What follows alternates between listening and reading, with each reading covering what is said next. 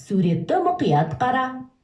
Шырша ойыншықтарын түстеріне қарай топтастырып, сөрелерге бөліп орналастырайық.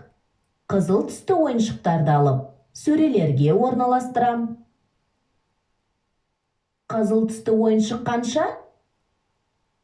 Дұрыс, 5. 5-тен неше рет сөреге қойдық?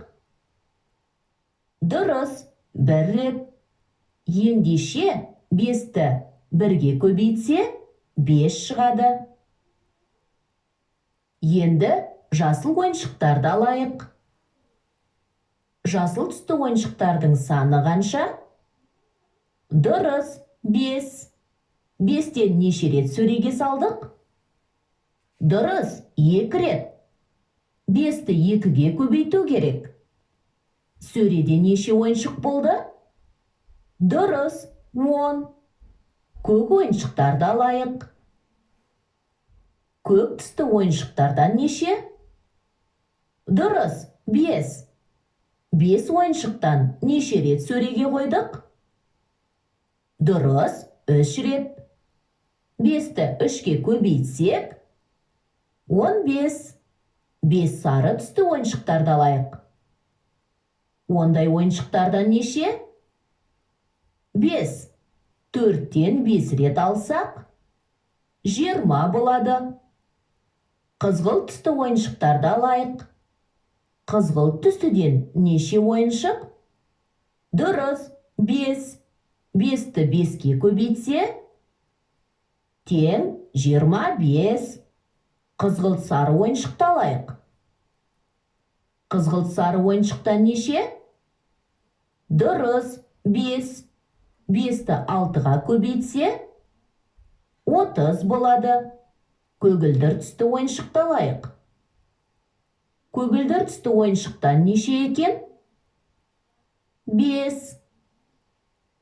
5-ті 7-ге көбейтсе, 35 шығады. Күлгін түсті ойыншықты алайық. Күлгін түстіден неше ойыншық екен? Дұрыс, 5.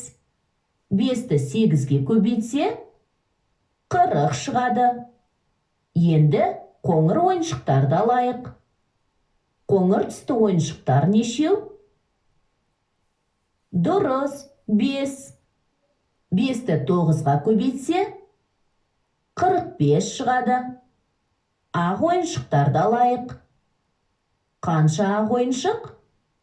Дұрыс, 5. 5-тен неше рет сөрелерге қойдық?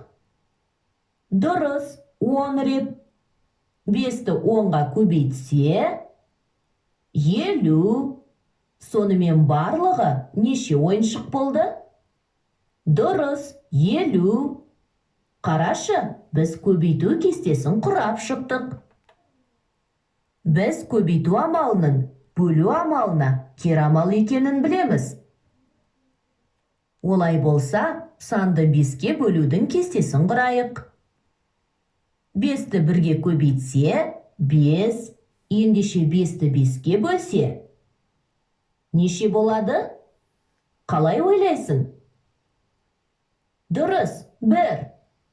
5-ті 2-ге көбейтсе, 10. Ендеше 10-ды 5-ке бөлсе, 2. 5-ті 3-ке көбейтсе, 15. Ендеше 15-ті 5-ке бөлсе, 3.